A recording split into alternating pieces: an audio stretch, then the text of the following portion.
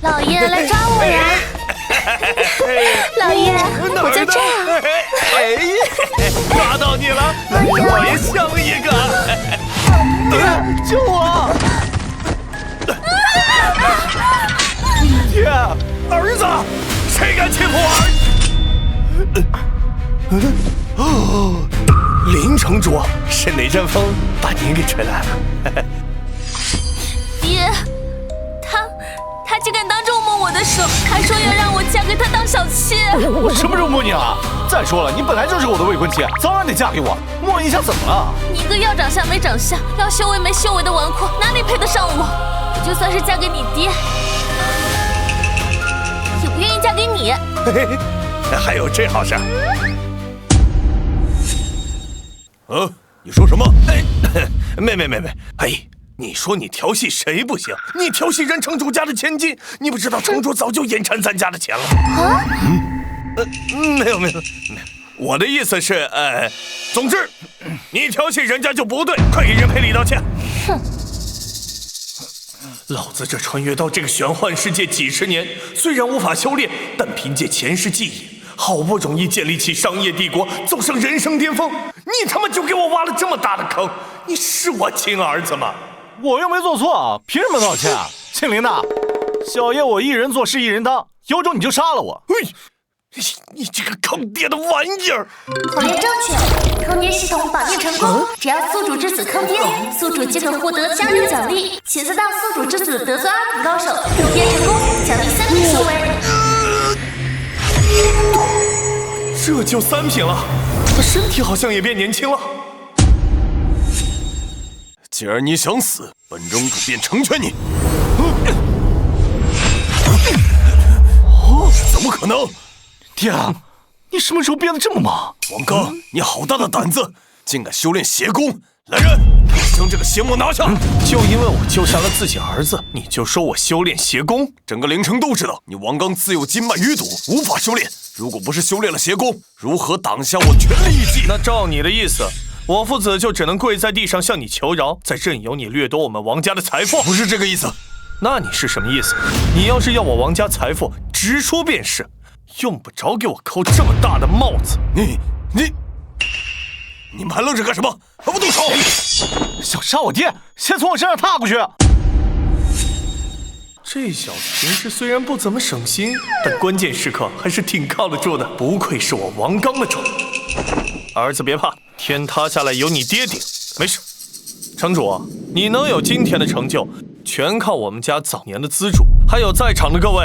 你们能有今天的锦衣玉食，少不了我们家的赋税。今天一旦动手，事情可就没回转的余地了。现在才知道怕，完了，给我杀了他！林城主，就你们这点实力，还好意思说杀我爹？我都替你们觉得脸红。有请剑仙子。剑仙子请说要欠我一条命，我已经将他叫来。今日你们父子必死！你这坑货，这时候刺激他干嘛？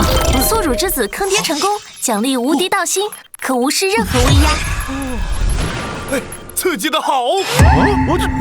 无视任何威压的无敌道心，好东西呀！以后装逼就不怕被啪啪打脸了。剑仙子嫉恶如仇，不仅是4品强者，还是天阳王朝4大美女之一。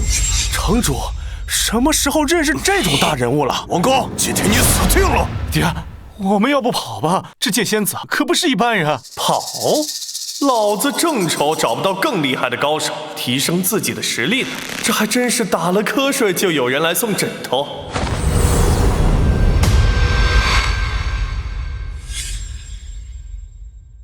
这剑仙子不愧是天阳王朝的4大美女之一，长得确实漂亮。林城主。是谁把您伤成这样了？是你将林城主伤成这样的。4品强者的威压，竟然都无法撼动这家伙分毫，他到底是什么修为？此人修为不过3品，既然能抵挡我的威压，难道他还隐藏了实力？想以势压我？无敌道心了解一下，老子现在最不怕的就是威压。爹，你怎么什么事都没有啊？区区4品修士的威压，奈何不了为父。小小4品，爹，你现在是什么修为啊？哎呀，这不重要，我这坑爹系统只有儿子坑我才能触发。哎，这女人是冲我来的，难怪没动静。哎，儿子，你表现的机会到了，上！我？你可别闹了，爹，人家可是4品强者，我哪能打得过啊？4品强者怎么了？如果连亮剑的勇气都没有，今后怎么会有出息？可我这天塌下来有爹顶着，你怕什么？上！那什么，废物，说个话都说不明白。我来，剑仙子，我儿子说他喜欢你，想让你做他后妈，不知道剑仙子能不能赏个光？你也不想孩子失望吧？找死！找死！前次到宿主之子得罪4品高手，坑爹成功，奖励5品修为。这也行？爹，我可是你亲儿子，谁让你口无遮拦的呀？就算你真想让秦仙子做你后妈，也不能当着这么多人面说。这次就当是给你个教训，再有下次，你爹我也救不了你。秦仙子，小儿尚小，说话口无遮拦，若有得罪，还望仙子海涵。此人至少是5品修为，修为高于我，却没有对我动手，显然是不想我丢脸。看来我之前误会他了，他是一个正人君子。王大友客气了，我自然不会与小孩子计较。秦仙子果然深明大义，令人钦佩。要不是男女有别，在下真想与秦仙子把酒言欢，彻夜畅谈。大友说笑了，您可真是我亲爹，为了泡妞，连儿子的死活都不顾了。我是你亲生的吗？秦仙子，快帮我杀了他！林城主，我看这王道友不像是奸诈小人，你俩之间是不是有什么误会？对，秦仙子，我和城主之间确实有些误会，我来解决啊。城主，对不起，您贵为城主，肯定会原谅我的吧？不可能！林辉，差不多得了，你也不想我把城主府上下全部杀光吧？哎呀，你看秦仙子，她高兴的都昏过去了。城主大人有大量，肯定不会怪我了。既然如此，那我就先告退了。这就信了？这也太好。爹，你快醒醒啊！这女人水太深，你把握不住，让爹来替你把握。你醒醒，爹！你也不想你爹死吧？不愧是临城第一才女。临城第一才女都这么软，不知道这天阳王朝4大美女是个什么滋味儿。前次到宿主之子得罪2品炼丹师，坑爹成功，奖励3品炼丹师经验。不愧是我的好大儿，这才多久，又给你爹送上一份大礼，还是炼丹师的经验。有了这门技术，以后连嗑药都不用花钱了。你不能走！碰坏了我的丹药，立刻赔钱！这个人的话，好小子，好大的胆子！你敢碰我的词儿？不出去打听打听我是谁？我爹可是临城首富。我可是药王谷外门弟子，今日就算你爹来了，也得赔我丹药。药王谷啊，药王谷的弟子能在这儿当街碰瓷啊？你说我信不信啊？我可以作证，我万宝阁与药王谷有深度合作，我可以证明赵公子不仅是药王谷弟子，还是一位尊贵的2品炼丹师。现在知道怕了吧？识相的就赶紧赔钱，我要的也不多，就10万下品灵石，少1块都不行哦。你就这1颗2品丹药，你敢要我10万灵石啊？你不如直接去抢呢你！嘿，我现在不就是在抢吗？王少，多一事不如少一事，你还是把钱给了吧。这些钱对你王家来说就是毛毛雨，就当破财免灾了。我是不差钱，但是你看我长得像不像冤大头啊？想坑我门儿都没有。王少，我这可是为了你好，得罪了药王谷，你爹也救不了你，是吗？爹，王首府，您什么时候来的？从你抢我儿子零食的时候就到了。我什么时候抢你儿子零食了？那明明是你儿子碰碎了我的丹药，该赔我的零食。你可不要平白无故的污人清白啊！污你清白？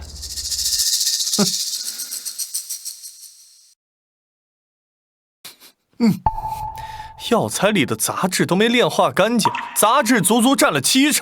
像这种废丹，在我老家1零食能买7筐。这你竟然问我儿要10万零食？土匪来了都得奉你为祖师爷吧？1颗丹药，7成杂质，这丹药毒丹都比他通透吧？确实有些过分了。1颗废丹竟然要人家10万下等零食，黑店都没这么黑吧？你可不要血口喷人啊！我可是药王谷的外门弟子，岂会以次充好？你立刻给我道歉，否则我就禀报师门，到时候让你吃不了兜着走。药王谷最忠于信任，旗下弟子应该不会做出砸自己招牌之事，应该是王首富搞错了。是啊，王首富虽然有钱，但他又不懂炼丹，现在如此质疑药王谷，恐怕是不能善了了。老东西，真当小爷是下蛋，今天不坑死你，我就不姓赵。爹，我们要不认栽吧？药王谷咱可惹不起啊！有老子在，我看谁还敢欺负你。爹啊，收。我给你最后一次机会说出实情，否则后果你承担不起。现在说服不了我，改威胁了。我告诉你，你也太小看我了。药王谷的弟子不惧任何威胁。王首富，你就别逞强了。药王谷可是天阳王朝4大势力之一，你就抓紧赔点钱，这事就过去了。是啊，王首富，你就别逞强了，保重自己的小命比较重要啊！污蔑药王谷可不是闹着玩的。哎，王家主，如果我是你，就会立刻拿出20万零食买下这丹药，否则我药王谷的怒火不是你们能承受的。你刚才不是说10万吗？10万只是2品玄清丹的市价，难道你们污蔑我们药王谷的名誉不需要赔偿吗？如果我不给呢？王家主，我这也是好意，毕竟现在摆在你们面前的只有2条路，要么按价赔偿，要么证明我的丹药是废丹。但你证明得了吗？哼，如你所愿。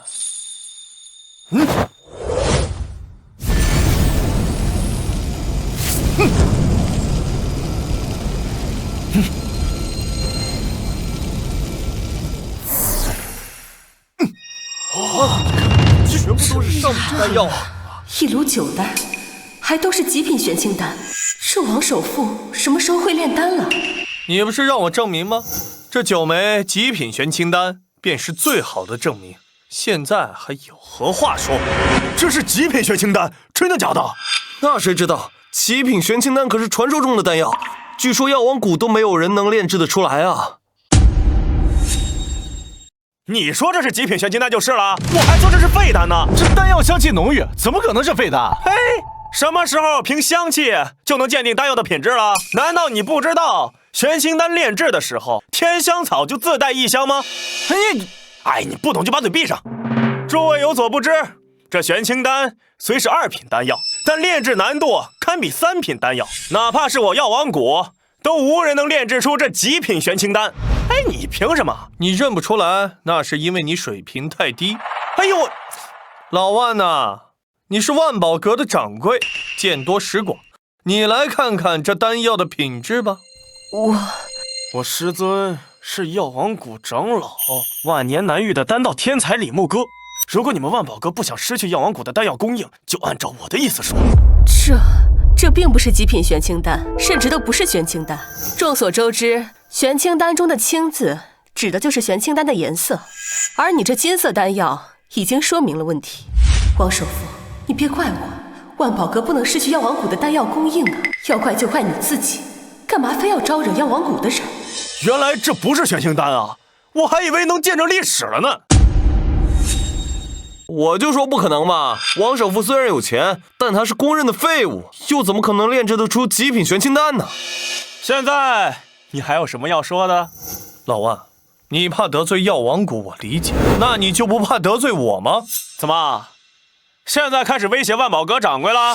没想到名震天下的药王谷，居然也是藏污纳垢之地。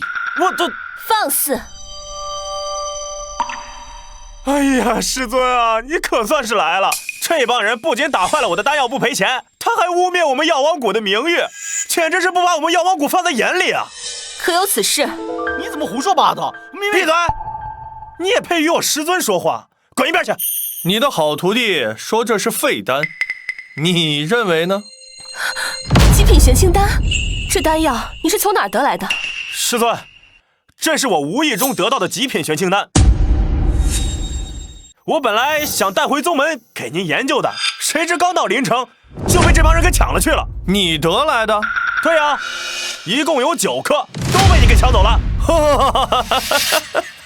跪下！听到没有？我师父让你们跪下。师父，你踹我干什么呀？是他们。你还敢说谎？这丹药上还带有火气，明显是刚炼制出来不久，真当我看不出来？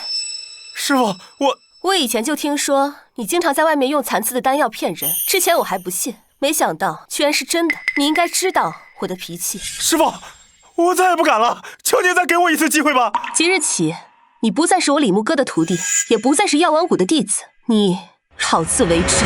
李牧哥，他是药王谷100年难得一遇的丹道天才。天才只是见他的资格而已，30岁就成为4品炼丹师，整个天阳王朝也找不出第2个人了。他就是李牧哥，没想到这么短的时间内，我就见到了天阳王朝4大美女之2，看来我与4大美女的缘分不浅呀。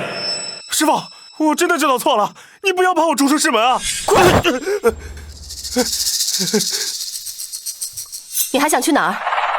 李仙子，万宝阁助纣为虐，损害我药王谷的声誉，即日起，药王谷将停止对万宝阁的丹药供应。啊，李仙子，您不能这样，没有药王谷的丹药，我万宝阁就完了，与我何干？哼！今日之事虽事出有因，但药王谷不可辱，你必须付出代价。你想让我付出什么代价？既然你会炼丹，那我们就比试炼丹。你要是输了，便自断一臂谢罪。这不公平啊！你是4品炼丹师，我爹虽然是会炼丹，但肯定不如你啊！你要非要这么比的话，不如比谁能生孩子呢？我这肯定赢不了。那你说怎么比才算公平？起司道宿主之子得罪4品炼丹师，坑爹成功，奖励5品炼丹师经验。行啊，臭小子，都会主动坑爹了，不错不错，继续保持。既然要比，那肯定是要本着公平、公正、公开的原则。我可以跟你比试炼丹，但你刚刚只说我输了自断一臂，那如果我赢了呢？爹，你糊涂啊！你跟他比什么呀？他可是4品炼丹师啊，还有炼丹师传承，你跟他比炼丹，还不如直接把胳膊砍了送给他呢。闭嘴，我自有分寸。我爹这见到美女就逞能的老毛病又犯了。哎，但这是泡妞的时候吗？想好了吗？你儿子说的不错，你跟我比炼丹确实不公平。公不公平的不重要，我只想知道，如果我赢了，你能付出什么代价？若你赢了，我可以举荐你成为药王谷长老，如何？不，药王谷的长老我不稀罕。那我也自断一臂。我要你断臂干嘛？我可没有收集残肢的喜好。那你想要什么？我要你。爹，这都什么时候了，你还想着泡妞？万一你输了，胳膊都没了。切！你堂堂药王谷长老，正品炼丹师，1000年难遇的丹道奇才，难道还怕输给我这个散修？好，我答应你。我不占你的便宜，公平起见，我们还是炼制2品丹药。这是2品破障丹所需的药材，我们用同样的药材。同样品级的炼丹炉，谁用时最短，品质更高者胜，有没有意见？没意见。没意见，那开始吧。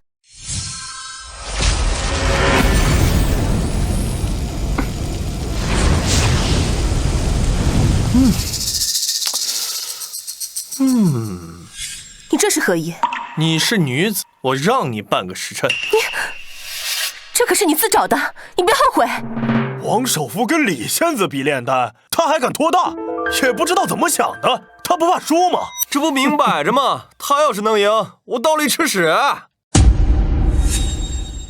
爹，你就算要泡妞，也不能做这种赔本买卖啊！万一您输了，妞跑了不说，胳膊也没了，岂不是更亏吗？还用你来教我做事？我这不是担心你吗？放心吧，我还有绝招呢。绝招？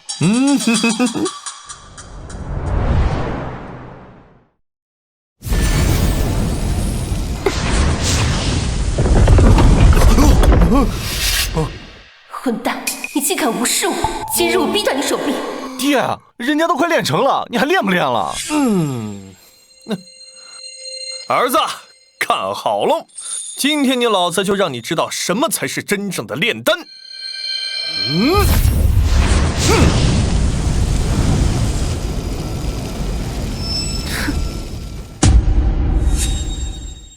炼丹讲究火候，每一种药材都需要不同的温度淬炼。你这样猛火淬炼，要是不炸炉，这是极品破障丹啊！爹，我们赢了，我们赢了！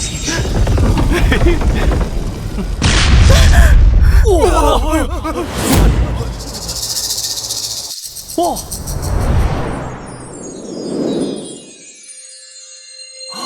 不愧是天阳王朝4大美女之一，长得确实漂亮。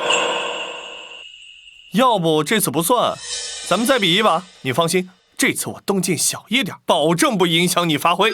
爹，你是不是傻呀？你都赢了还跟他比啥呀？他可是4品炼丹师啊！万一你在跟他比的时候，他提高难度，你不完犊子了吗？臭小子，李小姐不是那种人。不必说了，我李牧歌愿赌服输。哟，那还等什么呀？哎，走走走，咱们结婚去。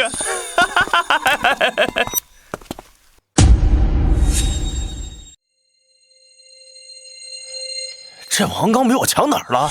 他凭什么娶李牧歌为妻？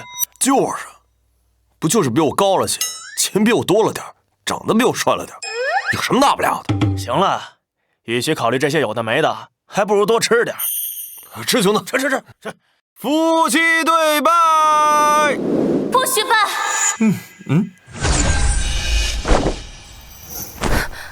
师尊，你怎么来了？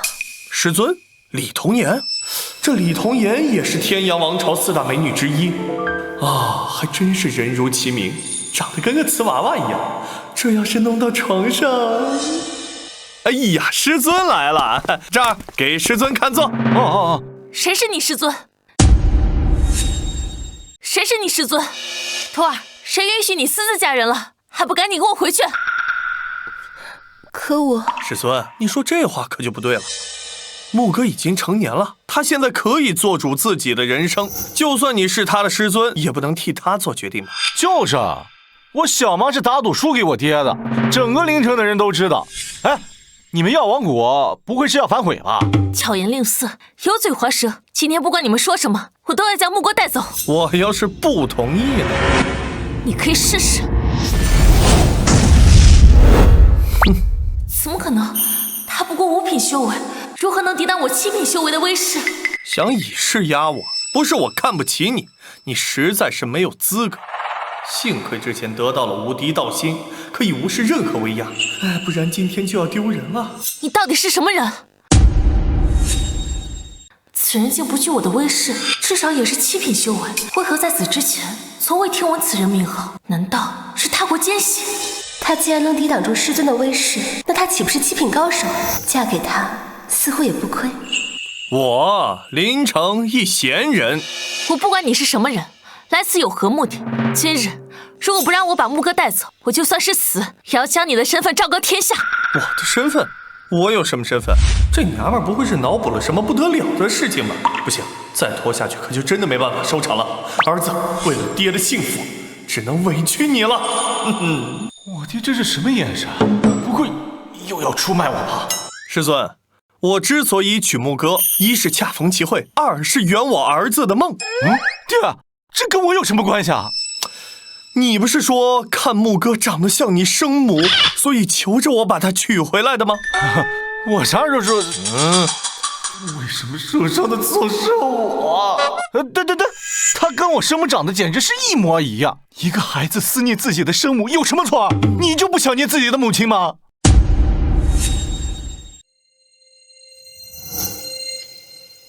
童颜怪马上就可以吃了。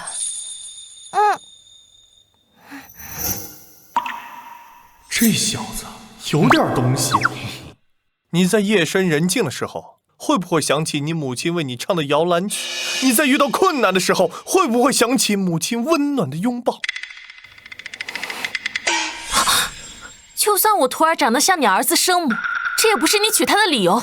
况且他享受宗门培养，就应该承担相应的义务。就算是成婚，也要得到宗门的首肯，而不是你强娶入门。前辈，这话我就不敢苟同了。就算木哥嫁给了我，也不影响他药王谷长老身份呢，更不影响他为药王谷做贡献。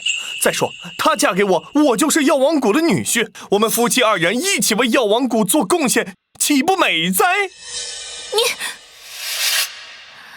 只要你肯让木哥跟我走，我可以给你3颗极品仙丹。这仙丹可以弥补先天不足，提升根骨，加速修炼，可谓是价值连城。在我的心里，木哥就是无价之宝，休要用这些东西来玷污我们的感情。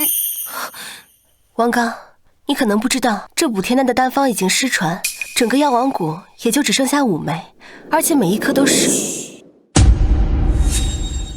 无论什么无价之宝，再好的东西也比不上你的一根头发。补天丹再好，还能有系统给我的好处多？真当我没见过好东西啊！李木哥，你到底跟不跟我走？只要你一句话，谁都拦不住你。师父，恕徒儿不能从命，我确实将自己输给了相公。如果我跟您离开，世人将如何看我？如何看我药王谷？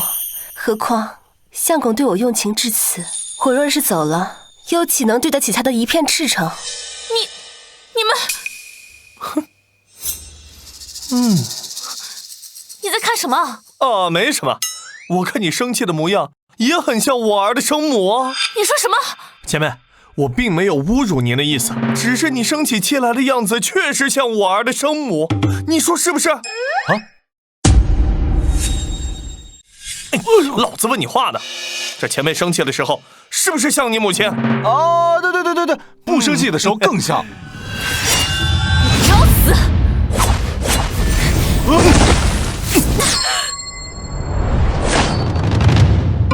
请4道宿主之子得罪7品武者兼6品炼丹师，坑爹成功，奖励8品修为和7品炼丹师经验。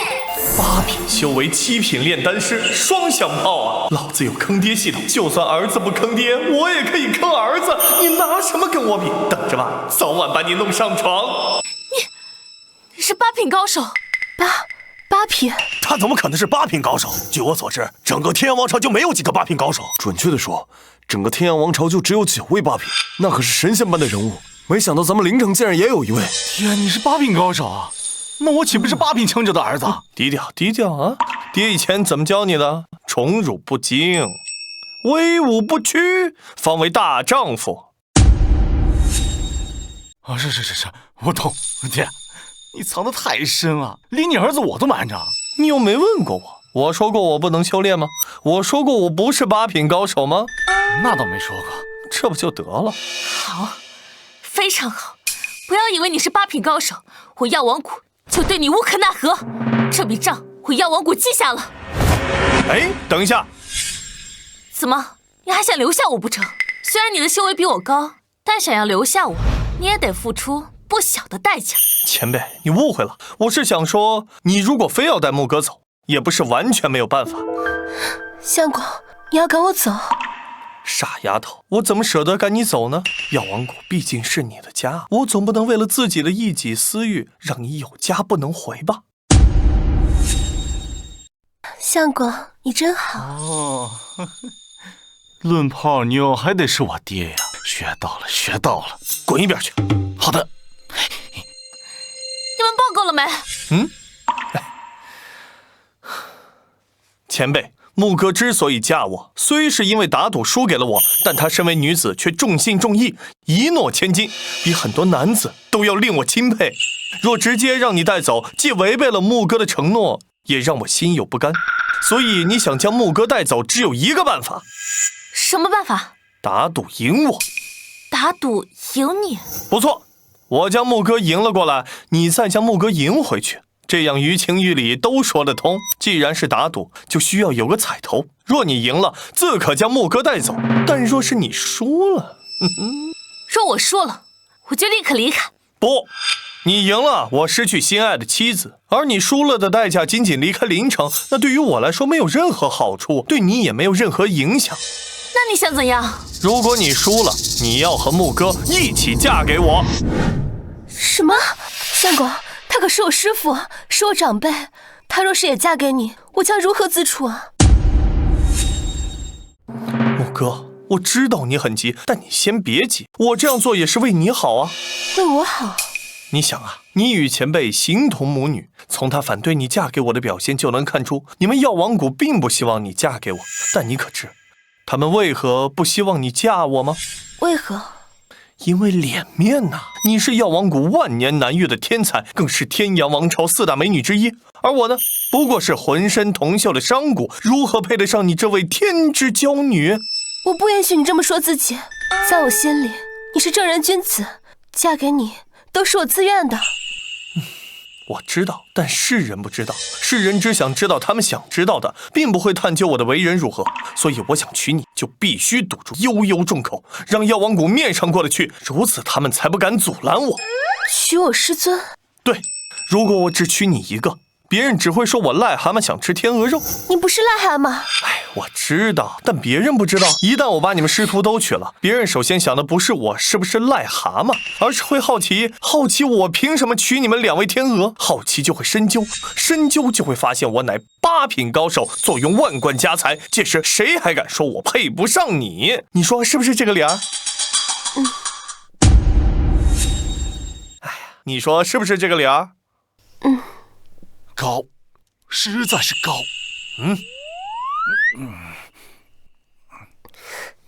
相公，没想到你这么为我着想，我真是太幸福了。小子，且学着吧。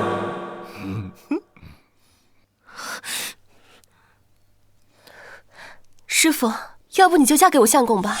你放心，你嫁过来之后，你做大，我做小，不会跟您争宠的。你给我闭嘴！我之前都是这样教你的。他刚才说的那些，不过是他好色的理由，这你也信？师傅，你怎么能这么说我相公？师傅，你怎么能这么说我相公？我相公娶你，可是为了咱们药王谷的颜面，你怎么能如此不识好歹？哦，你说什么？我不识好歹？怎么他要娶我，我还得感谢他呗？哦，这个不用谢，都是我应该做的。你给我闭嘴！想让我嫁给你，除非太阳从西边出来。师傅，你简直无可救药！难道非要让药王谷的颜面尽失，你才安心吗？你，哎，怎么说他也是你的师傅呀？你怎么能这样跟他说话呢？他只是暂时不理解为夫，为夫不怪他。王哥，你……哎呀，你就说赌不赌吧？赌，但赌什么？要由我决定。可以，总算是上钩了，不容易啊。我要和你比炼丹。不行，师尊，你可是6品炼丹师，我相公虽然修为高深，在炼丹方面也有着不俗的造诣，但也不可能在炼丹方面赢你啊，这不公平。爹，他说的都是我的词儿啊！你敢不敢跟我赌炼丹？相公，你不要答应我师父，他就是故意激你的。实在不行，我就把我的闺蜜轩然介绍给你。轩然？对，我闺蜜王轩然不仅是天阳女帝，还是天阳王朝4大美女之首。哇哦，她比我师父漂亮多了，只要她嫁给你，我看谁还敢说你不敢做我药王谷的女婿。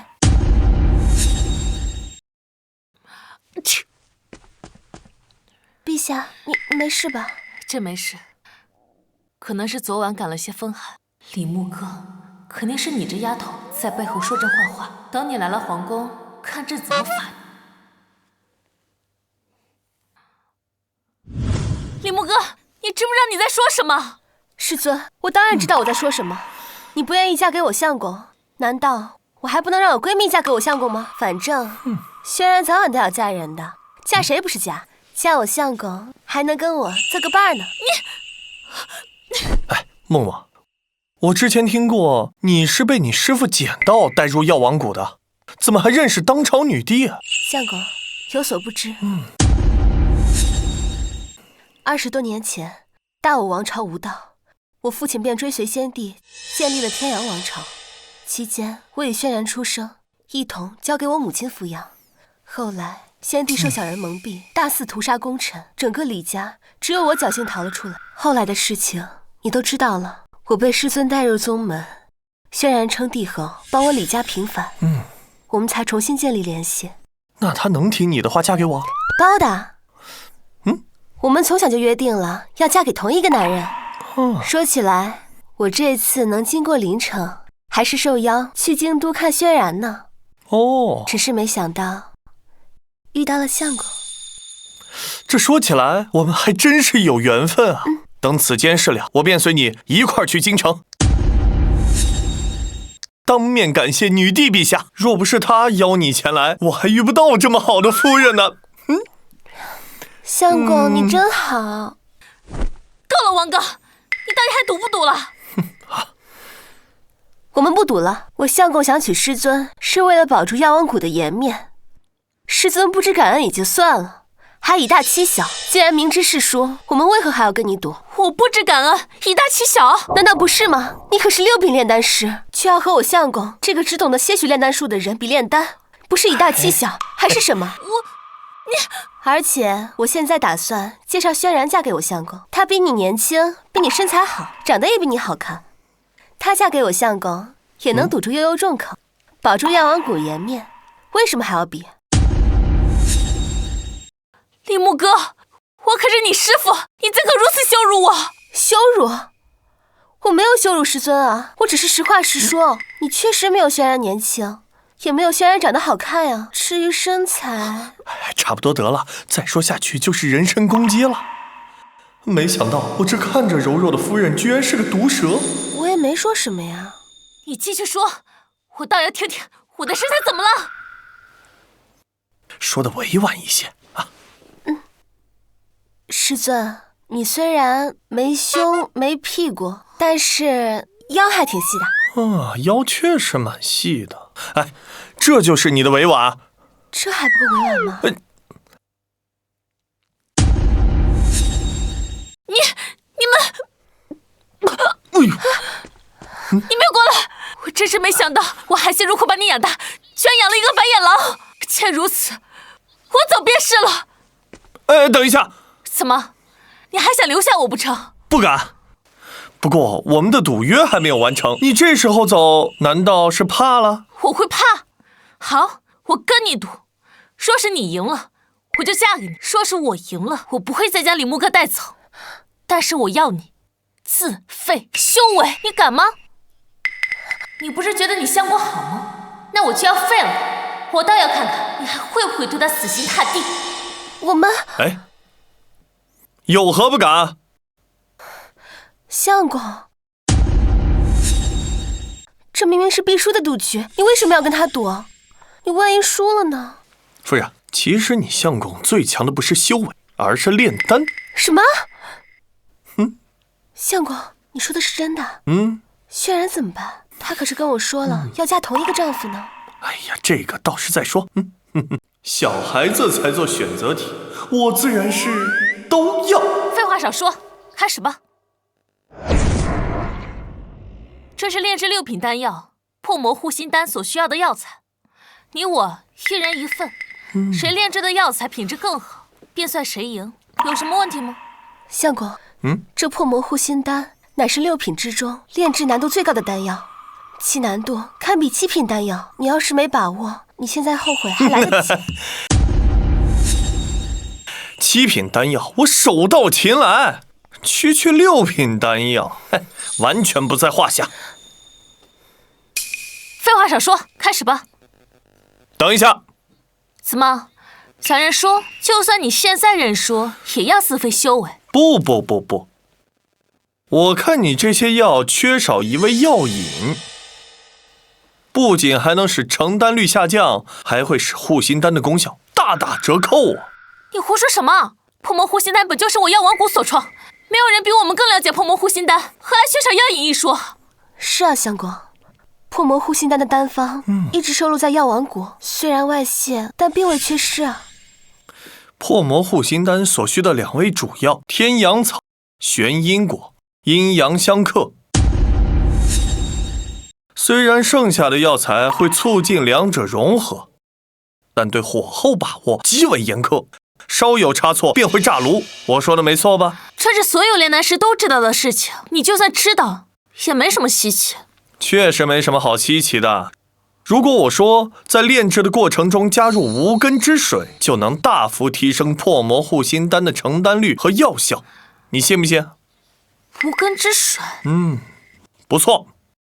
无根之水从天而降，未沾地气，虽是水，却不在五行之中，乃是最佳的融合剂，用之炼制破魔护心丹，可事半功倍。这7品炼丹师经验，可是将7品级以下的丹药的炼制方法、注意细节分析得极为透彻，用来对付这些土著炼丹师，简直就是降维打击呀！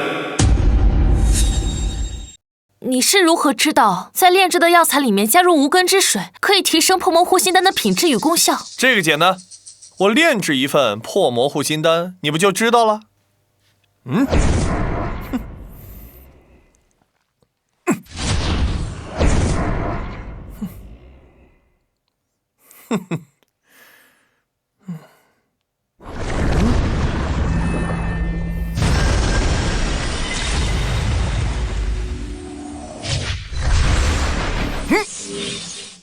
稍等片刻。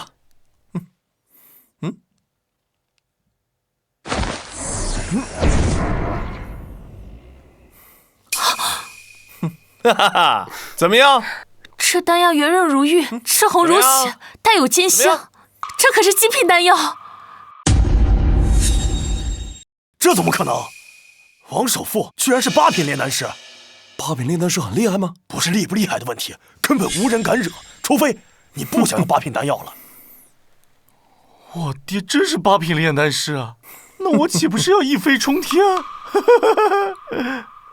相公，你居然是8品炼丹师。据我所知，只有8品炼丹师才能炼制出这极品护心丹。哎，低调低调，我已经练完了，现在该你了。我认输。哎，接着奏乐，接着舞。哎，8品炼丹师，嘿嘿。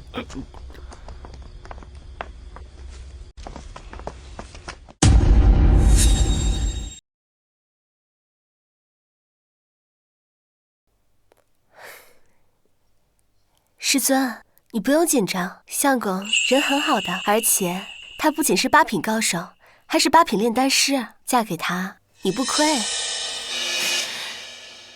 你给我闭嘴！要不是因为你，我能嫁给他？师尊，你这话可就不对了，我一直都是阻止你们的，是你非要跟相公比试，你输了怎么能怪我？要不是你非嫁他不可，我能跟他比试？可是你告诉我，做人要讲究诚信，既然你赌输了，自然要嫁给相公。难道您当初教我的是错的？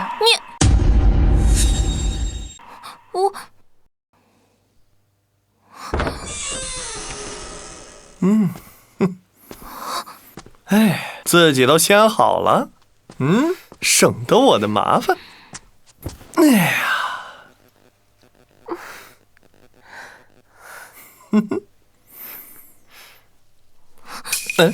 哎，你这是什么意思啊？我愿赌服输的，你输不起。谁输不起了？嘿，那你坐我那么远干嘛？来，坐我腿上。王刚，你别逼我。逼你？今天是我们的新婚夜，我就只是让你坐在我腿上，这不过分吧？啊？反正就是不行。你该不会是害羞了吧？嘿嘿嘿嘿。你放开我！师尊，你别怕，我答应过你了，让你做大，我做小的。那不行，凡事得有个先来后到。你先来的，你必须得做大。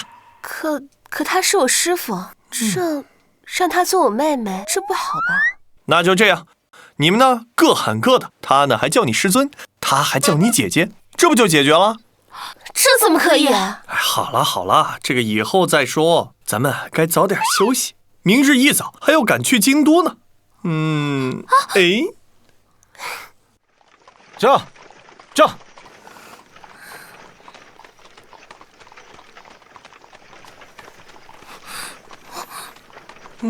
也不知道秦仙子现在在哪。现在天阳王朝4大美女，我已得其2，女帝王轩然也尽在掌握。要是不拿下秦仙子，总感觉少点什么。这该死的强迫症！哎呀，相公，哎呦，我臭小子，怎么驾车的啊？闪到我不要紧，你闪到小妈们怎么办？呀，你没事吧？靠！住手！放开你小妈，让我来！你这个大姐就不管管她？为什么要管啊？他现在可是咱药王谷的女婿，如果他能把秦仙子也娶了，就证明他更优秀，我们药王谷岂不是更有面子？我看我就是把你保护的太好了，男女之事你是一点都不懂。哎呀，秦仙子，还好没有伤及心脉。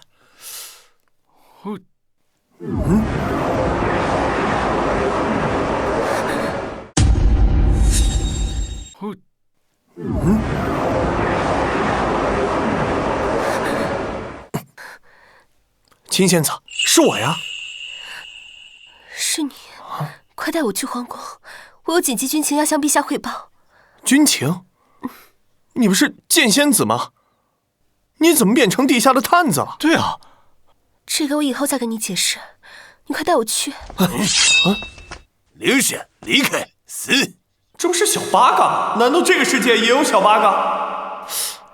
谁呀？我也不知道，我只知道他们是倭国人，语言和我们不同，说话总是一个字两个字的往外蹦。我还没听懂他们说什么，他们就已经把我打伤了。他们为什么追杀你？还不是因为我发现了他们的阴谋，所以……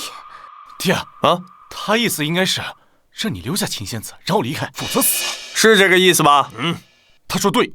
哎，这不用你翻译，我能看得懂。哦，好嘞。王刚，我拖住他们，你快带你儿子走。他们可是7品高手，你打不过他们的。哼，7品高手，我当是9品呢，吓我一跳。跪下！爹，他说怎么可能？供奉不能报复，什么意思？他说他们是倭国的供奉，我们不能杀他，否则倭国就会报复我们。是这个意思吗？我操，这小子有点东西啊！他自己说的。你听不见吗？听不懂，你听懂了吗？我没听到。爹，这不重要，意思差不多就行了，一个小配角而已。爹，他要我们立刻放了他，不然等倭国的大军一到，我们就完犊子了。他也没说话呀，你怎么听出来的？他没说话吗？他说话了吗？我没听见啊。你看。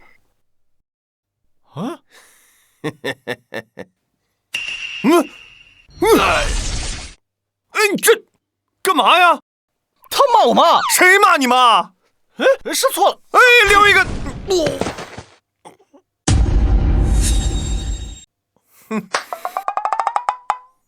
敢骂我妈？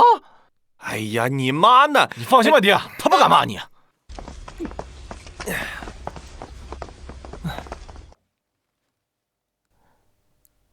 这位就是药王谷3长老李童言。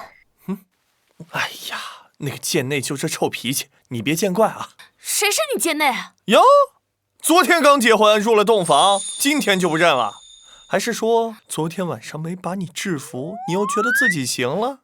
你怎么什么都往外说？错了没？错。大点声，听不见。昨天晚上是谁求着我饶了他的？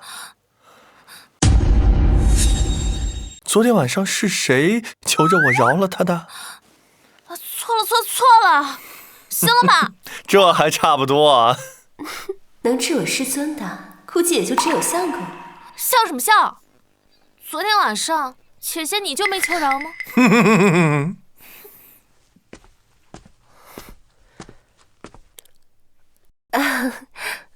那什么，我去劝劝。刚才出去的就是药王谷的天才林木哥，他也是你妻子。这是什么表情？那我妻子去世之后，我一个人把孩子带大，现在孩子大了，我娶几个娘子怎么了？不，我不是这个意思。主要是童颜和牧歌呀，长得太像我儿生母了，所以他就哭着求着我，非要把他俩娶回来当他的后妈。所以说，我这父亲啊，也没办法给孩子什么东西，那我就只能满足他的心愿了。谁让你口无遮拦的呀？就算你真想让秦仙子做你后妈，也不能当着这么多人面说。这次就当是给你个教训，再有下次，你爹我也救不了你。你儿子还挺缺爱的呀。哎，是啊，你都不知道，自从他母亲去世之后，他就一直问我，他母亲去哪儿了？我也没办法，只能撒了一个谎。撒了个什么谎？随口编了一个理由，我说你妈妈转世成为其他人了。这倒好，她长大之后就满世界的找妈，那没办法呀，她找一个我娶一个。哎呀，谁让我是当爹的？怎么的？我说的不对吗？对，你说的都对。这位是她是城主的女儿，城主不是误会我了吗？就把她献给我做我的小妾，我也没办法拒绝，只能收下了。秦仙子，我儿子也想让你做他小妈，你也不想孩子失望吧？没事儿，活该，让你到处拈花惹草。你干啥？怎么了？吃醋了？我会吃你的醋？就算天下男人都死绝了，我也不会吃你的醋。看来昨天给你的教训还不够。你想干嘛？你想干嘛？想。你们不用等我了，先走一步，我一会儿就到。混蛋！你放开我，不然我咬死你！这是干啥呀？师尊，我说你好好的，干嘛顶撞相公？他有多厉害，你又不是不知道。哎爹，小妈和秦仙子不带着我们一起去皇宫啊？我长这么大还没去过皇宫呢。带你去干什么？丢人现眼！爹，我是不是认亲儿子？你就这么瞧不上我？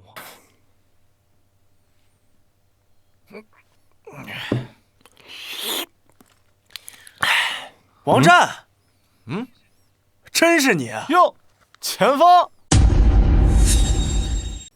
真是你哟，前方，你怎么知道我爹是8品高手啊？王战，你爹在我们临城大家都知道，他就是个不能修炼的废物，还8品高手。你咋不说他是8品炼丹师呢？我去，这你也知道？我知道什么？我爹也是8品炼丹师啊！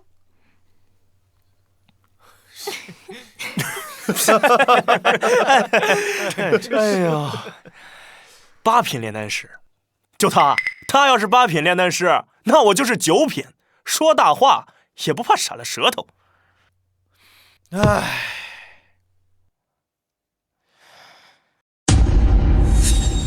本来想着以普通人的身份跟你们相处，但没想到换来的是你们的疏远。唉，好吧，我不装了，我是单人带，我摊牌了。哎，黄灿啊，你是不是受了什么刺激啊？给脑子都烧坏了。秦风，你会不会好好说话？我说的是实话。是，你说的是实话。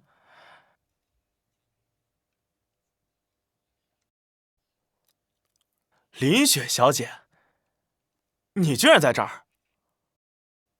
林雪，你可是我临城第1才女，竟然跟这种满身铜锈之人在一起，你真是太让我失望了。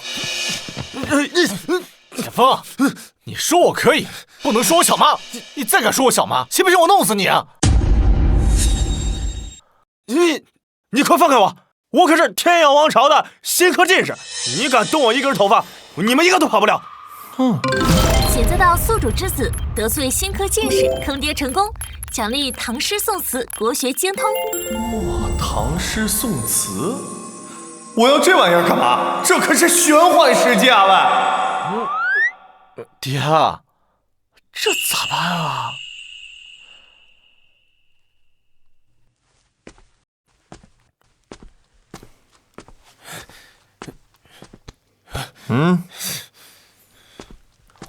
年轻人呐，脾气太大可不好，万一得罪了什么不该得罪的人，你们林家就会就此覆灭。就此覆灭？不是我看不起你们，就凭你们，我现在一句话就能让你们王家灰飞烟灭。哼，话别说的这么绝对，免得到时候实现不了，徒丢颜面。好好好，那我今天就让你看看，我能不能让你们王家覆灭。来人，有人殴打新科进士。哼，等一下，怎么打你心上人，你心疼了？你居然敢打我！战儿，记住，对付这种酸儒，没必要废话，能动手就千万别逼逼。好，我知道。不愧是我老王家的女人，看你今天表现如此优秀，晚上让你给我侍寝。哎呀，不理你了。你有意见？你有意见？我错了。你错哪儿了？我哪儿都错了。好，知错就好。今天晚上你也一同侍寝。你们欺人太甚！千兄，诗会即将开始，此次诗会，倭国使臣也会参加，女帝陛下也会亲临，此乃千载难逢的机会，万不可因小失大呀。行，这次暂且放过你们，再有下次，我定饶不了你们。我们走。诗会和这系统给的唐诗宋词在这儿等着呀。什么系统？什么唐诗宋词啊？啊，没什么。对了，你不是临城第一才女吗？那个什么诗会，想不想去？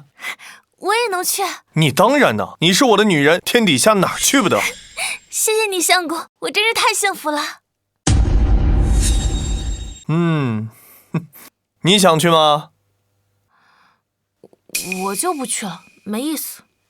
好吧，那你就在屋里歇着吧，等我晚上回来再找你。我晚上还来？你有意见？没有不愿意。很好，带路。好嘞。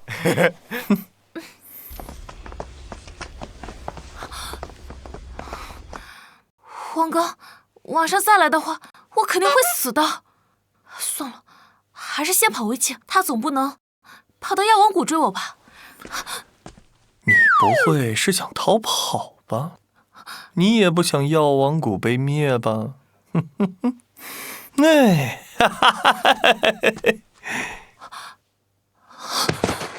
这个魔鬼！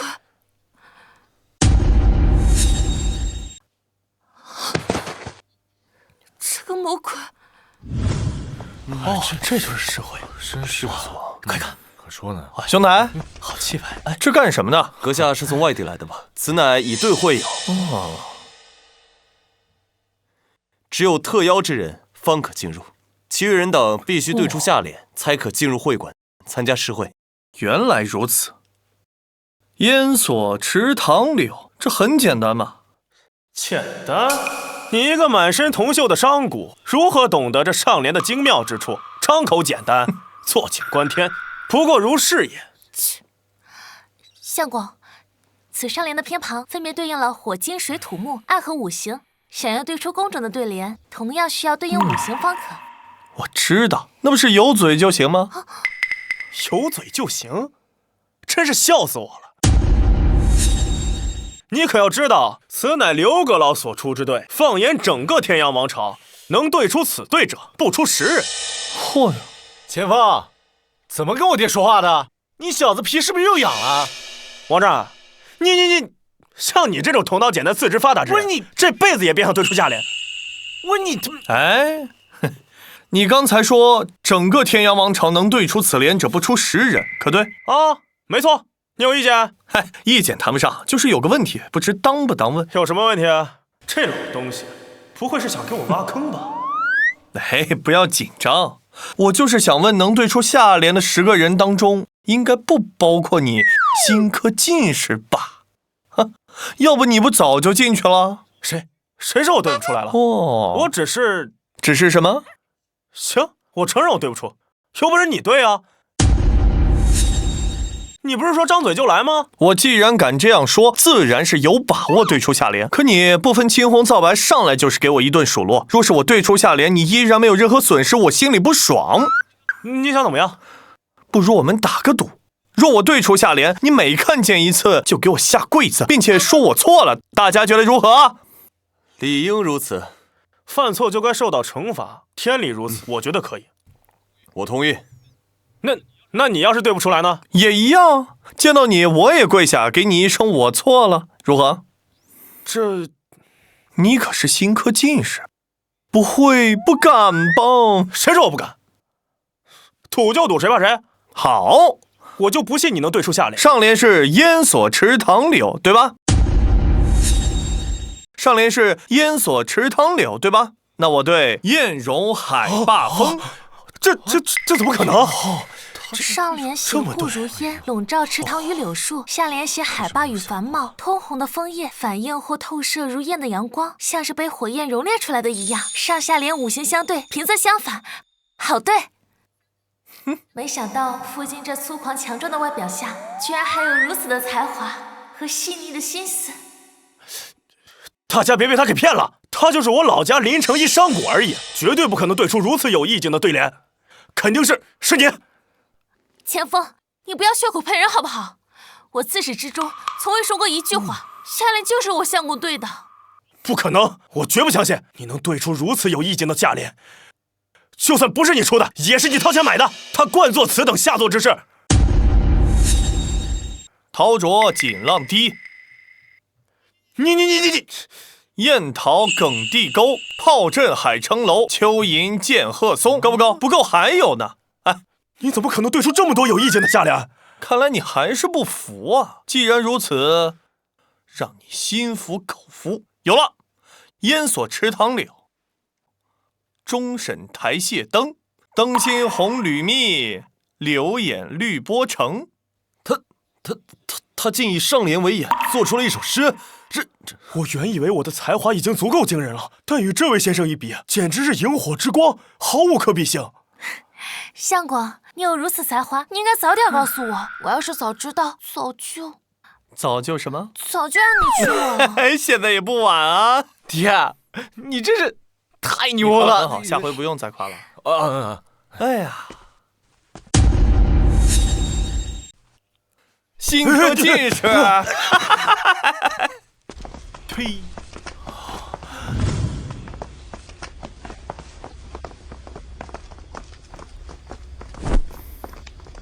拜见女帝殿下。王轩然果然是人如其名啊。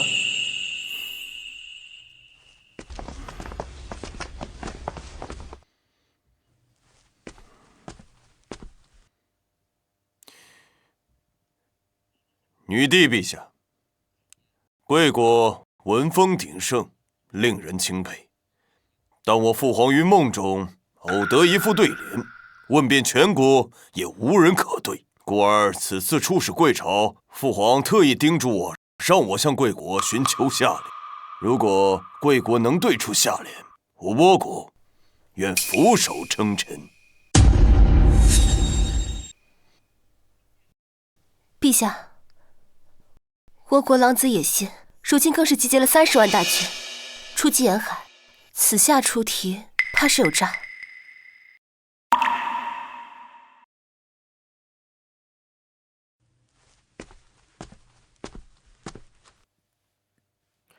陛下，倭国历来都是我朝属国，屡犯我朝沿海，视为不忠。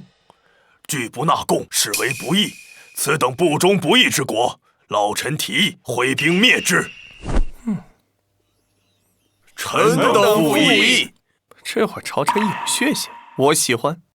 小八嘎就该亡其国，灭其种，绝其苗裔。这倭国是得罪你了？哼，何止是得罪过，老子恨不能啖其肉，食其骨，断其筋，饮其血。上辈子没机会，这辈子我非要灭了小八嘎不可。你放心，我会帮你的。谢谢。女帝陛下，我倭国不过弹丸小国，此次前来是仰慕贵国的文化。可尔等自诩君子，连一副对联都不敢闭关，着实让人失望。大胆！阁老放心，我等此次前来主要是为了求教。如果尔等对不出下联，本亲王也不会强人所难。是何上联？女帝陛下，我刚才的话还没说完。我刚才是承诺，如果贵国能对出下联，我倭国就会愿俯首称臣。但是，如果对不出来，你且说出来。如果我对不出下联，便以死谢罪。阁老息怒，你的命对我无用，所以这个赌注不成立。那你想要什么？如果贵国对不出下联，那我恳请女帝驾驭在下。放肆！我朝女帝陛下，以武功定天下，以文德随海内，也是你等可以妄想的。来呀，把他给我拖出去砍了！女帝陛下，我之所以出此彩头，不过是坚信贵国可以对出下联，此举既可展现女帝威严，同时还能给我国子民一个臣服的理由。如果贵国承认不如我倭国，那我把这话收回。退下！就知道你们好面子，臣女帝我决定。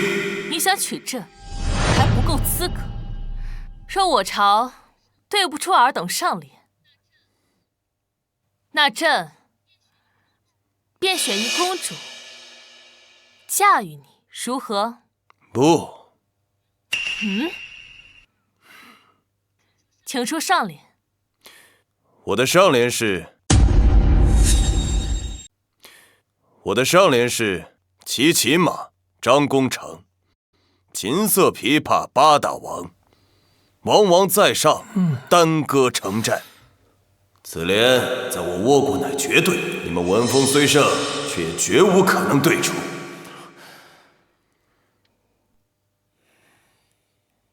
难道我泱泱大朝要向一个小小的倭国屈服不成？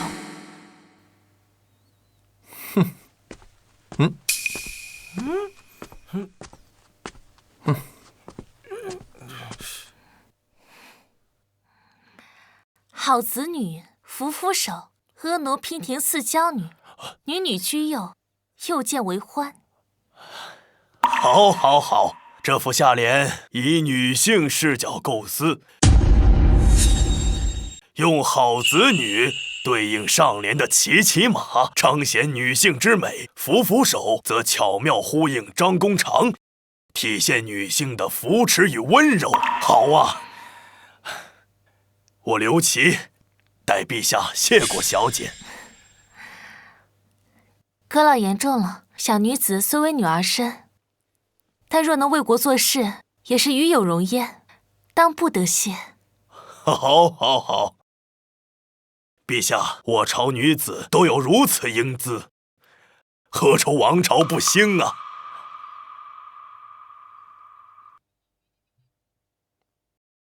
不行，不能让他们过关。女帝陛下，此女子对的下联确实不错，但是唯美有余，气势。况且当今世上是男尊女卑，怎么允许一个女子抛头露面呢？难道贵朝男子都死光了吗？你这是强词夺理！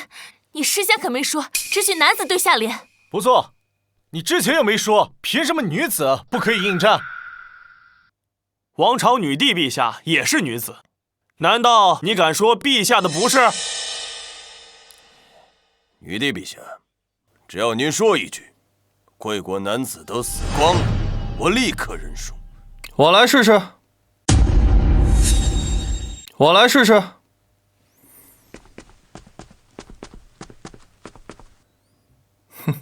你是何人？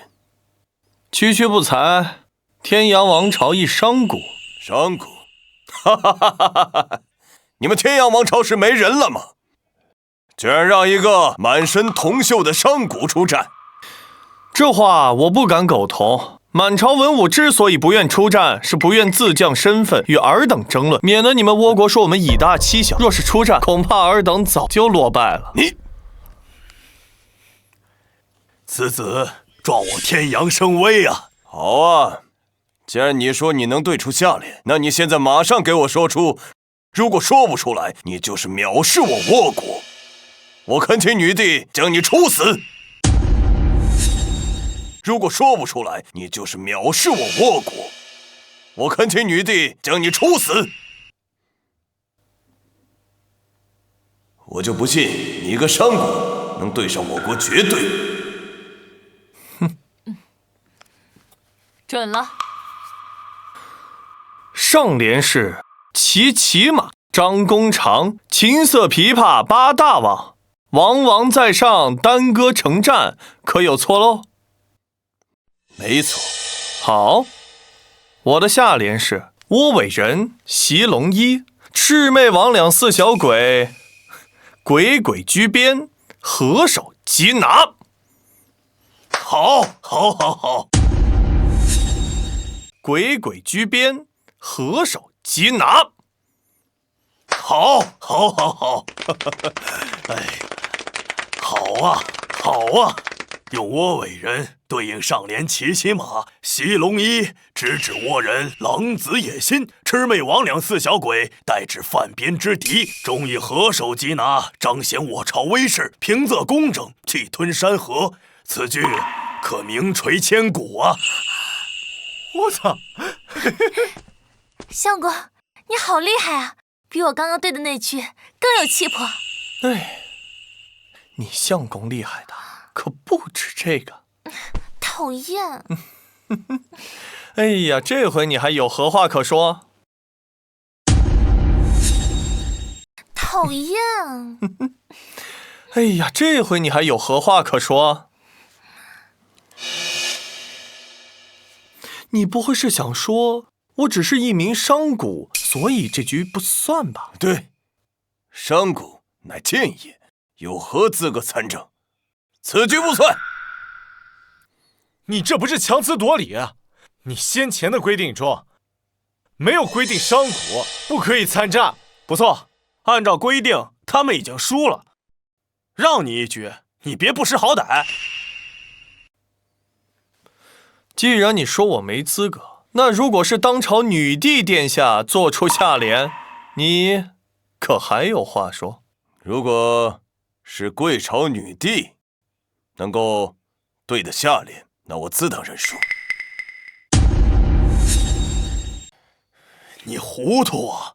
既然我们已经赢了，为何还要多此一举？这不是平添风险吗？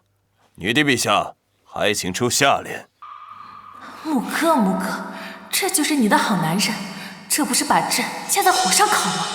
陛下，臣有一对，特此献上。明日月，泉又暮，风碎夜烟似火燃，火火在下，止戈为舞。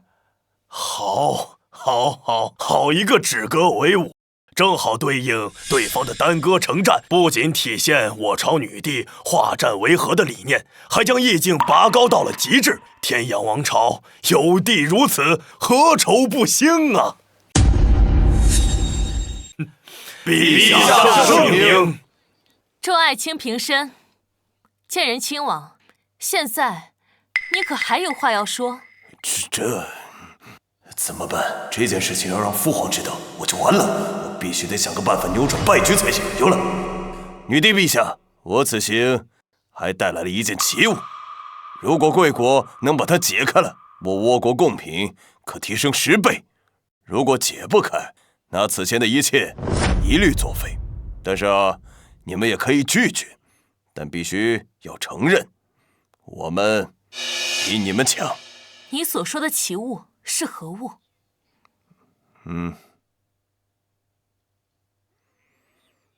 此物名叫九连环，是我倭国神师所作。如果贵国能在1炷香的时间内将其解开，即可获胜。你放屁！此乃我天阳王朝前任所制，只不过被你们盗取了而已。不错，偷我们的东西就算了，居然还恬不知耻的说是你们做的，真是不要脸。众爱卿可有解开之法？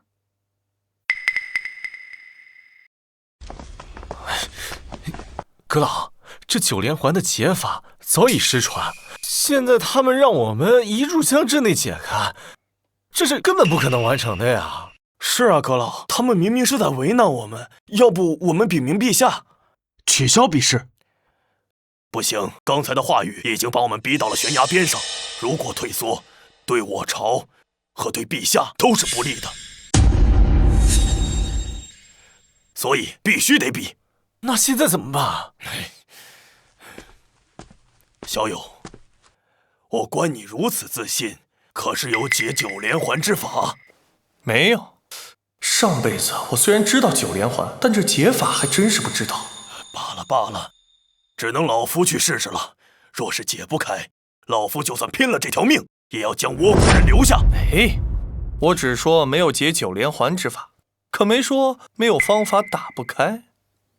相公，没有解开9连环之法，如何将9连环解开啊？难道我堂堂天阳王朝就要被几个倭人羞辱不成？不行，王朝声誉不能在我手里丢掉。女帝陛下，草民有一法或可解开9连环，恳请陛下让草民一试。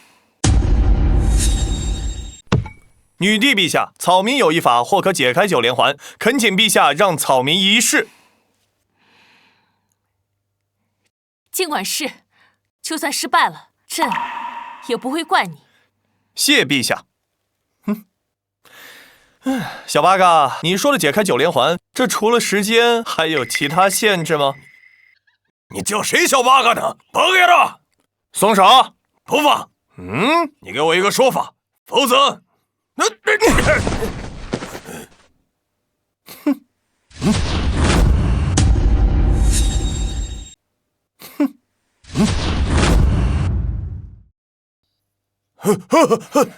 什么毛病？我再问你一遍，解开这9连环除了时间，还有其他要求吗？不说话，在下也略懂一些拳脚，不如我们试试？没有限制。你确定？确定。那便好。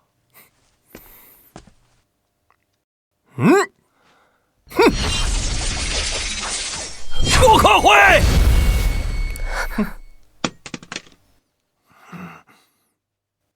我平生最恨言而无信之人。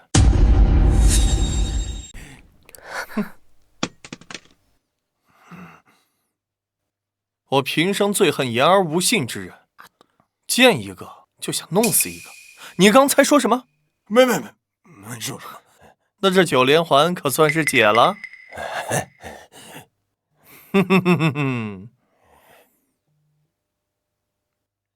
臣已解9连环。好，你有什么要求尽管说，朕无不应允。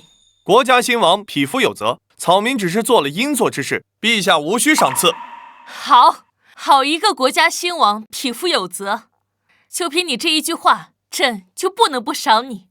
这封你为冠军侯，世袭罔替，与国同期。谢陛下。你且退下。见人亲王，别忘了你刚刚的承诺，朕的耐心可不多。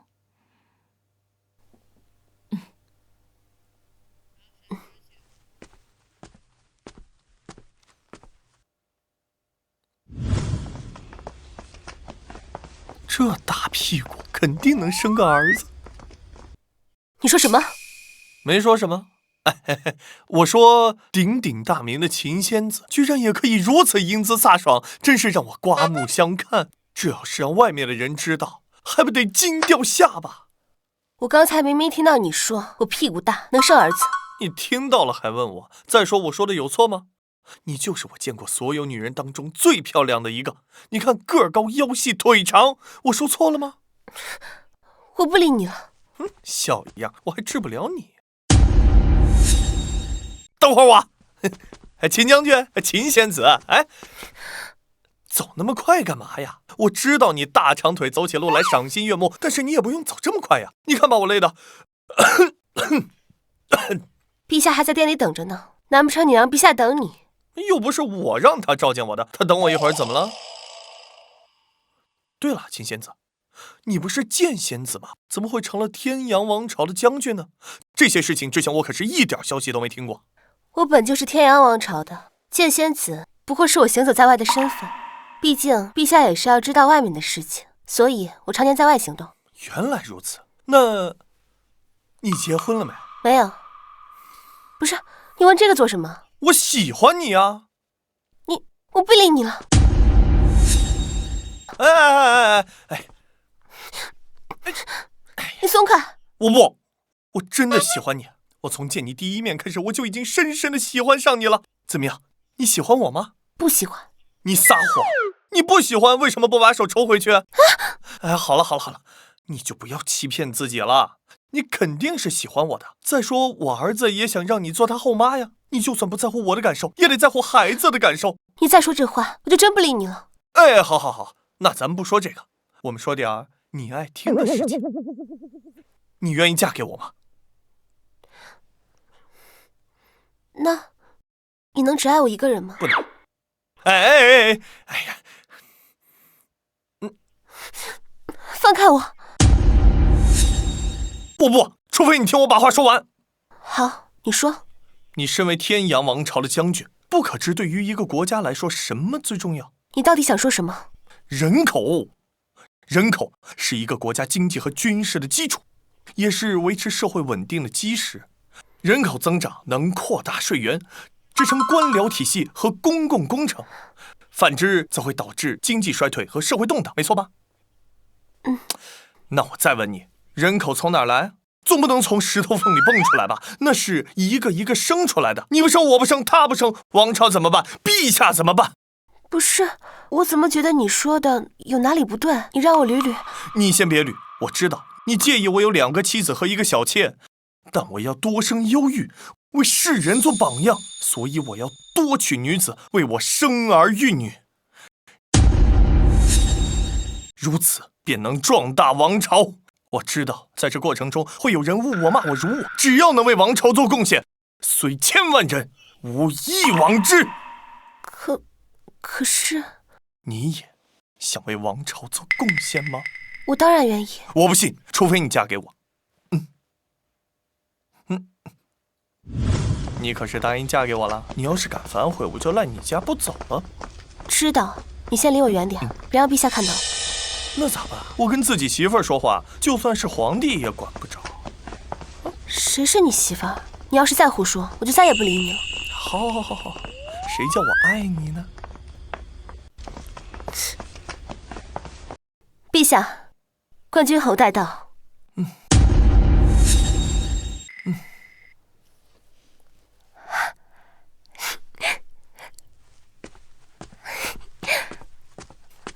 慢点。相公，人家好想你啊！这么多人看着呢，快下来！怕什么？我们亲热，关他们什么事儿？让你帮我批阅走账，没看两眼就犯困。你男人来了，一下就不困了，重色忘友的家伙！臣先告退。去吧。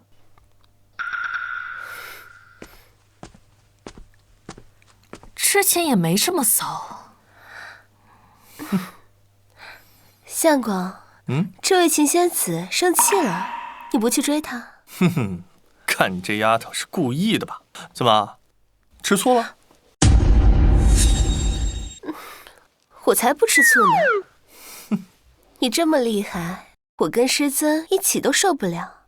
我巴不得你多找几个姐妹替我们分担火力呢。不过，你要是再找，你也得先拿下我闺蜜再说。闺蜜？这个可以有，这个她能同意吗？这可由不得她。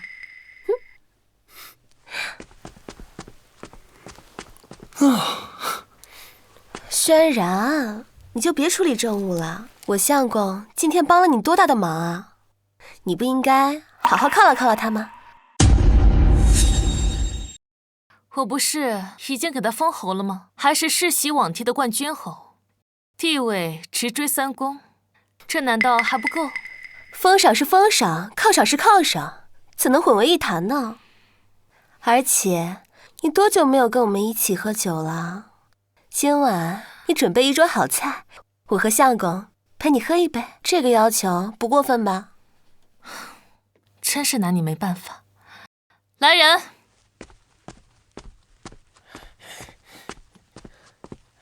陛下，去御膳房，今晚真要与冠军侯夫妇痛饮。是。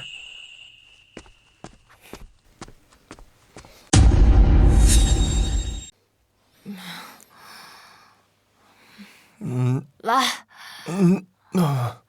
朕再敬你一杯。今天要不是你力挽狂澜，为朕解忧，天阳王朝可就要丢大脸。不用，还男人呢？就这，真没用。莫哥，咱们喝。我也不行啊。没劲，朕还没喝尽兴呢。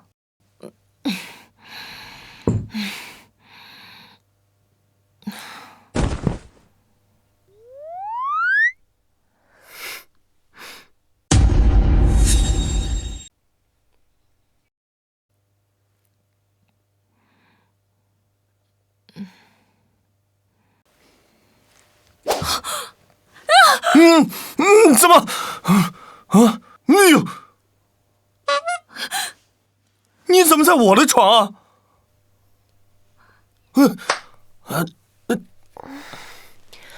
大清早的，还让不让人睡？轩然，你怎么会在这儿？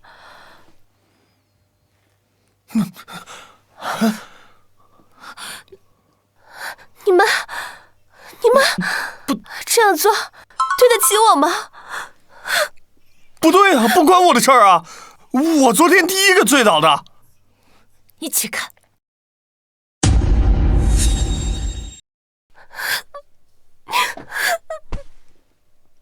真是好家伙，难怪人家说防火防盗防闺蜜啊！这下手是真狠，不过我喜欢。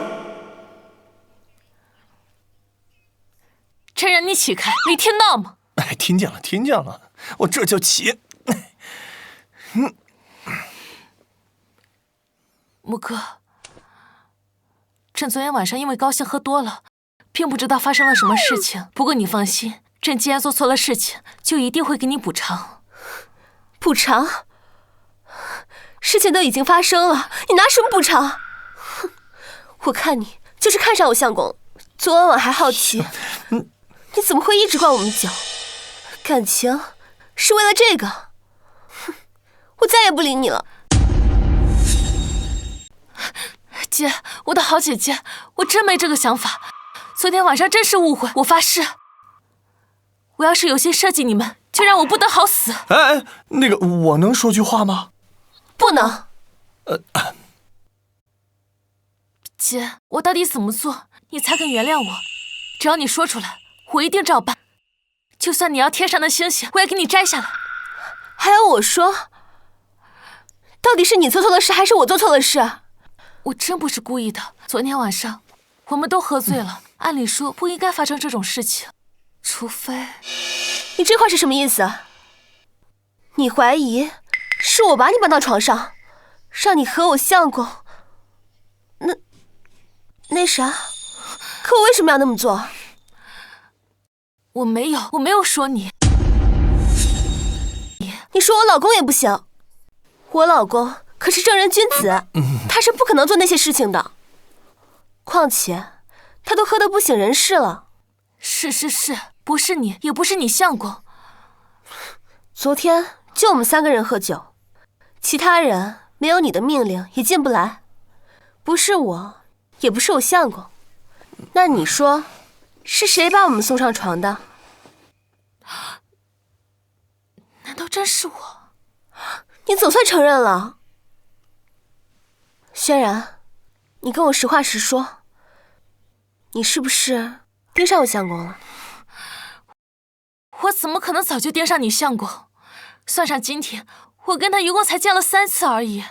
是，他是帮了我不少，但我有太多办法赏赐他了，没必要把自己搭进去。那可未必。你小时候不是还说过要和我找同一个相公吗？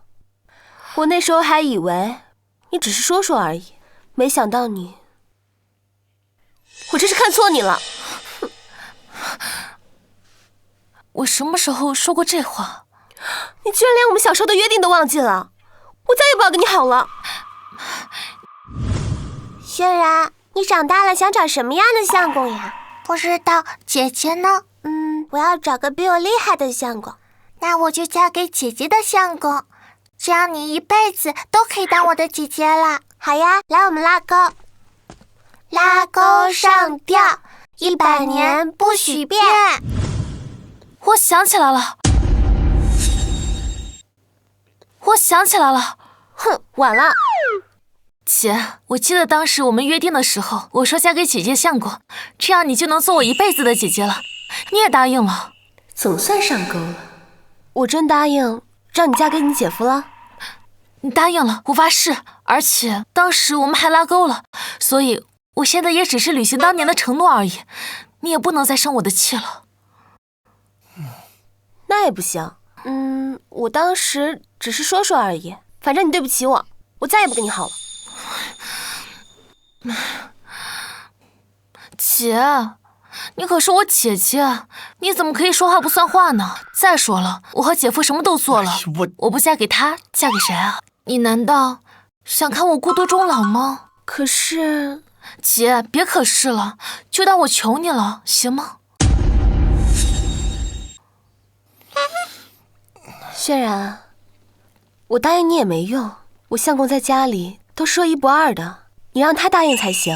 我长得这么漂亮，还是当朝女帝，想娶我的人不知道有多少，他肯定会答应的。相公，你愿意娶轩然妹妹吗？怎么，你觉得朕配不上你？没有啊，那肯定不是，我这身份地位哪能配得上您呢？哼，那朕不管，朕命令你娶朕，不娶就是欺君，就是以下犯上，朕灭你九族。哎，这，行吧，臣就娶你吧。真是官大一级压死人呢。你说什么？没有啊。相公，我就说这事儿由不得他吧。是，你最棒了。陛下，我好了。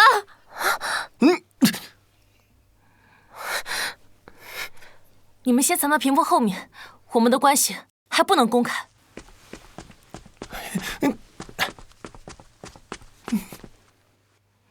进。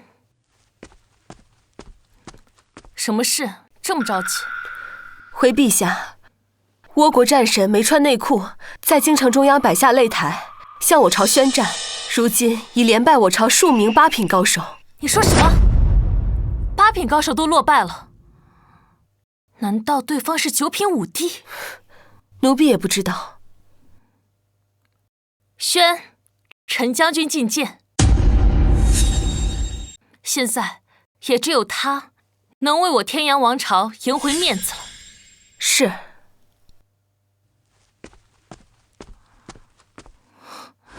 这倭国怎么会出现9品5帝？难道爹要还我？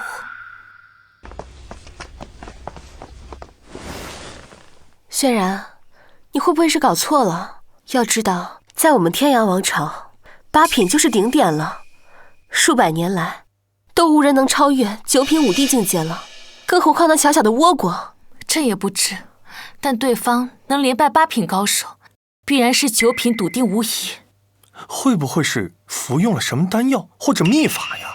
我听说江湖上有很多秘法和丹药，只需要一定的代价，就可以短时间内提升实力。相公，你有所不知，8品与9品之间的差距犹如天堑，不可跨越。就算你有秘法和丹药，能暂时将修为提升至9品5帝，所需代价也非常人所能承受，更无法长久维持。不错，9品5帝战力通天，虽然无法抗衡百万大军，但对方能造成的破坏力远非百万大军可比。比如冲入皇宫杀朕，这还不是最可怕的。杀皇上还不是最可怕的？那什么是最可怕的？倭国之所以在京都设下擂台，其目的就是乱我军心。如果我朝高手不能将其击败，乃至击杀，那么我天阳王朝的百万大军将成为纸老虎，一触即溃。如果他们真的有那么强的话，那直接杀进皇宫不就行了？干嘛要设擂台呢？这哪有杀了皇帝的震慑力大呀？轩然可不是那么好杀的。皇宫之中不仅有着能抗衡9品高手的大阵，还有数名8品武者守护。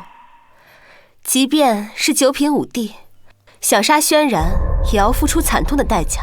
这只是其一，其二是对方即使杀了朕，消息也会被第一时间封锁，对军心影响反而不大。所以他们才用这种方式来恶心朕，即使朕知道了，也不可能暗中对他们下手，更无法封锁消息。哎，那我直接把他宰了不就完了？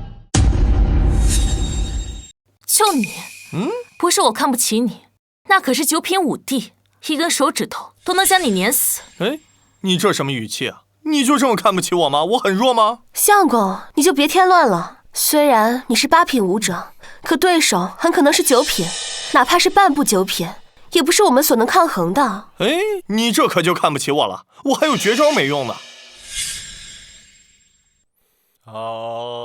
去！谁在骂我？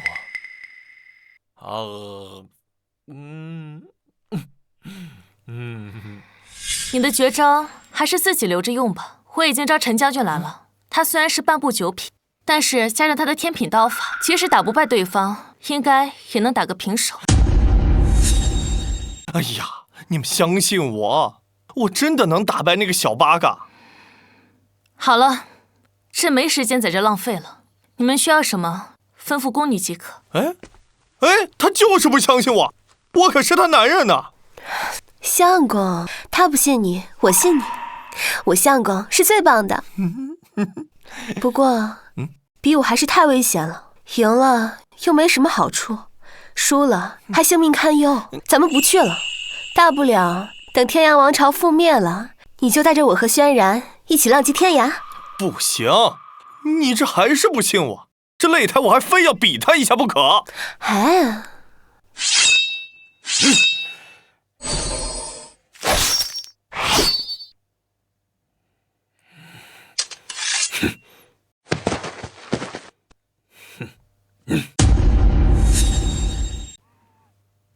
欺人太甚！陈将军怎么还没来？回陛下，陈将军他怎么了？陈将军病了。放肆！朕看他不是病了，他是怕了。怕了也不丢人。梅川将军乃是我倭国的战神，9品5帝，莫说是陈将军害怕，就算是女帝陛下你不害怕吗？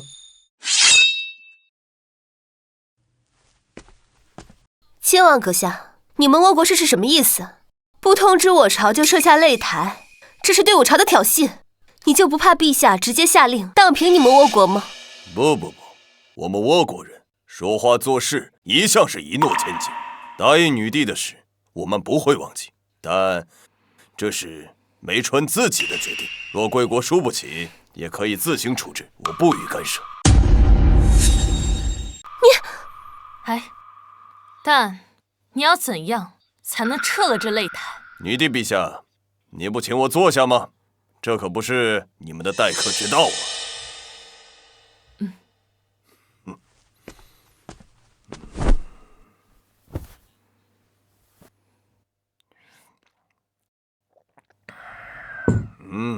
好茶。现在可以说了吗？女帝陛下，你应该清楚，九品武帝那是超然的存在，就算我是个倭国王子，也不能直接命令他做事。那你就不怕朕即刻发兵荡平倭国吗？你要非要这么想，那就随你。不过我要提醒你，就算你发兵，也是输。放肆！不过呢，事情还没有到不可挽回的地步。只要你答应嫁给我，我就有理由去劝说梅川将军。不可能，朕就算是死，也绝不会下嫁给你。女帝陛下，话不要说的这么绝对。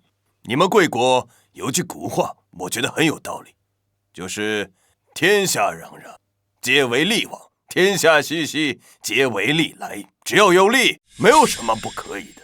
我们倭国一直向往贵国的国土和资源，如果你嫁给我，咱们两国合二为一，再加上梅川将军，一统天下指日可待。女帝陛下，这可是开疆拓土、名垂千古的大好机会，难道你不心动吗？不必了，我的女人自有我来帮助，不劳小八嘎费心了。又是你！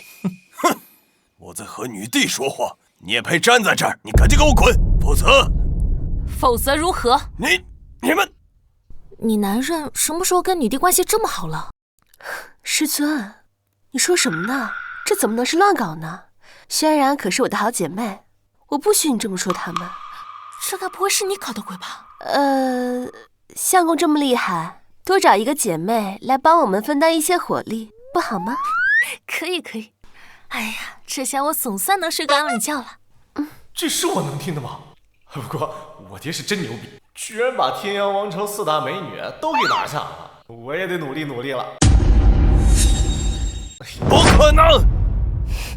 我不信！这肯定是你拒绝我的借口。你堂堂女帝，怎么可能和这么个东西在一起？哎，你这么说，我可就人身攻击了啊！看在你是倭国使臣的份上，今天不跟你一般见识，要不然我定抽你个大嘴巴子！就这点胆量，还想迎娶我朝女帝？癞蛤蟆想吃天鹅肉，痴心妄想！哼，我懒得跟你废话。女帝陛下，我的条件已经摆出来了，你要么就嫁给我，要么哼，你敢打我？我打的就是你！就算我今天把你杀了，全朝堂上下也只会拍手叫好，你信不信？你什么你？不就是一个没穿内裤的傻逼吗？儿子，该你表现的时候到了。我爹，你别开玩笑了，那可是9品武帝啊！是啊，相公，让小战应战，还不如直接杀了他呢。死在倭国人手上，还不如死在咱们自己人手里呢。啊，这是你亲儿子吗？就是啊，爹，我是你亲生的吗？这么坑我？哎呀，真是还能这样？哼，他们设下擂台又没说不允许这样啊。怎么说？你就说想不想去吧。国家兴亡，匹夫有责。这小八嘎狼打到咱们家门口了，我岂能坐视不管？爹，你瞧好吧，儿子去了。你跟你儿子说什么了？他怎么像变了一个人似的？你就不怕死在那儿？是啊，相公，到底说什么了？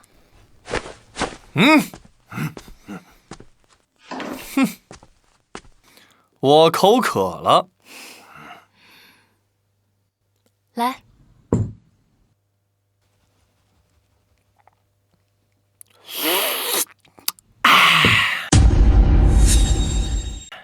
哎，天机不可泄露啊！打他！好，哎呦，小胖，我要挑战你！你下去吧，你不配做我的对手。我操你妈！你敢骂我？你个大傻逼！你他妈的！你找死！生儿子没屁眼儿！我就开个玩笑嘛，下手那么重。写作到宿主之子得罪9品高手，坑爹成功，奖励陆地真仙境界。陆地真仙，这是什么境界？陆地真仙是9品之上，也是传说中的境界。这个名字出现后，就没有人真正达到过。话说，你问这个干什么？该不会是要告诉我你是陆地真仙吧？不错，现在望眼天下，9品已然成为绝技。虽然朕不知道下面那个小八嘎是如何达到9品5地境的，但他肯定不是自己突破的。这一点，从他身上浓郁到极致的血腥气就不难看出。当然不是靠他自己突破的，不过是吸收了你们百万子民的鲜血，强行提升。9品就是9品，哪怕根基不稳，依旧是9品。你们看我干什么？你刚刚说什么？你刚刚说没穿内裤是吸收了我上百万子民的鲜血提升的。我操！我怎么把心里话给说出来了？你们肯定是听错了啊！来人，可朕将他拿下！谁敢？朕要将他凌迟处死！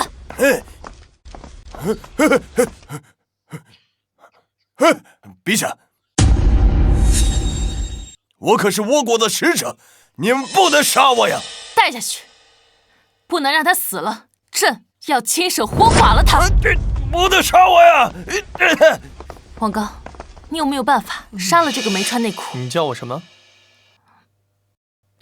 相公。这还差不多。且看相公如何除了这死贼。全家都死光了啊！八个丫头，我要你死！死你妈的！等一下，我认输还不行吗？骂了我，认输你也逃不了！救我！怎么可能？你怎么可能夹住我的拔刀斩？我可是9品5地。9品5地很厉害吗？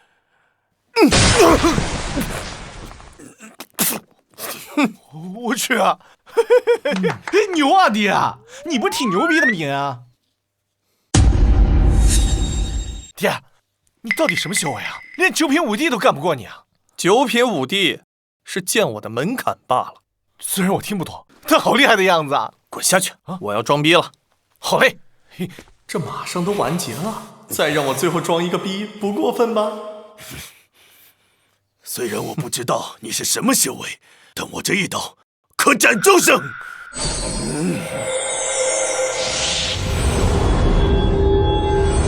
杀神一刀斩！不！相公，相公，这才叫生活嘛！